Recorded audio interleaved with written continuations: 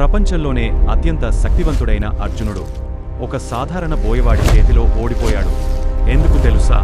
కురుక్షేత్ర యుద్ధం తర్వాత సంవత్సరాలు గడిచాయి. ఒకరోజు శ్రీకృష్ణుడు తన అవతారాన్ని ముగించాడు.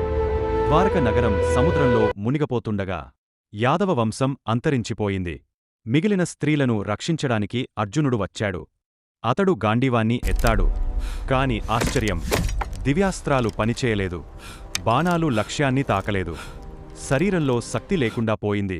ఆ సమయంలో కొందరు సాధారణ దొంగలు, అభీరులు అర్జునుడిపై దాడి చేశారు. ఒకప్పుడు దేవతలను కూడా ఓడించిన అర్జునుడు వారి ముందు అసహాయుడిగా నిలబడ్డాడు. చివరికి యాదవ స్త్రీలను కూడా కాపాడలేకపోయాడు. తర్వాత అర్జునుడు వ్యాస మహర్షి దగ్గరకు వెళ్లి బాధతో అడిగాడు. అప్పుడు వ్యాసుడు చెప్పిన మహాసత్యం: అర్జునా, నీ శక్తి నీది కాదు. అది శ్రీకృష్ణుని కృపవల్ల, దైవ అనుగ్రహం లేకపోతే ఎంత గొప్పవాడైనా శూన్యమే. అహంకారం చివరికి అర్జునుడిని కూడా పడగొట్టింది. Please like, share and subscribe.